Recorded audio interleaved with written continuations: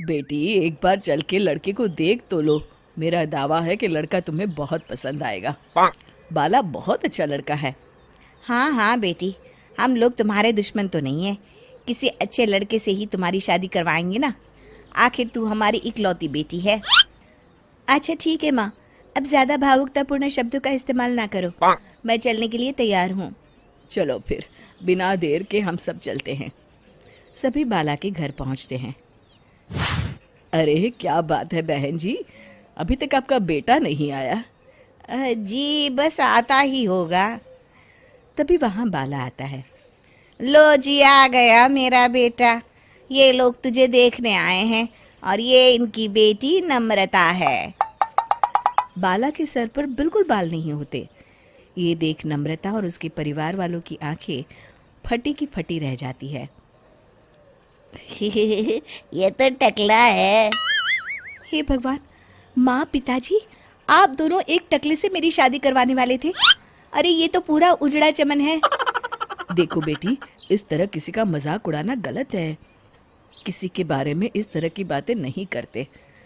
बालों का क्या है, वो तो आते जाते रहते हैं। लड़का टकला है तो क्या हुआ, इंजीनियर है, अच्छा खासा कमाता है। आप चुप रहिए जी। इसकी तरफदारी इसलिए कर रहे हैं क्योंकि आपके भी सर पर बाल नहीं है।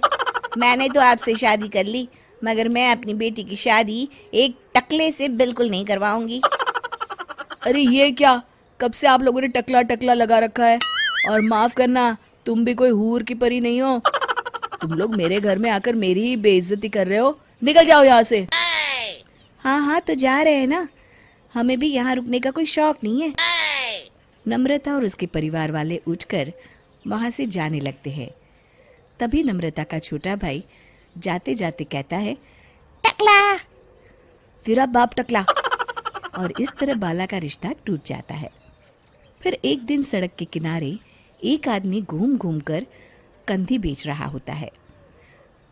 कंधी ले लो, कंधी, एक से बढ़िया एक कंघी ले लो, नए जमाने की कंघी ले लो। अरे भाई ये ले लो। घूमते घूमते वो बाला के पास पहुंच जाता है। अरे भाई साहब, कंधी लोगे क्या? ये लो। तभी उसकी नज़र बाला के सर के ऊपर पड़ती है। अरे माफ़ करना भाई साहब, आप इसे लेकर क्या करोगे? आपके सर पर तो बाल ही नहीं है, आपका तो स्टेडियम पूरा खाली है। चलता हूँ, कंधी ले लो, कंधी ले लो। कंधी वाले की बातें सुनकर बाला को बुरा लगता है। उस समय बाला को ऐसा महसूस होता है कि उसके लिए दुनिया में सबसे कीमती कोई चीज़ अगर है तो वो सिर्फ बाल है। बाला सड़क पर चलते हुए लोगों के बाल बड़े गौर से दिखता है। चलते चलते बाला एक मंदिर के पास पहुंच जाता है। हे भगवान, तुमने ये मेरे साथ क्या किया? थोड़े से बाल अगर मुझे दे देते तो तुम्हारा क्या चला जाता? सारी दुनिया मेरा मजाक उड़ाती है।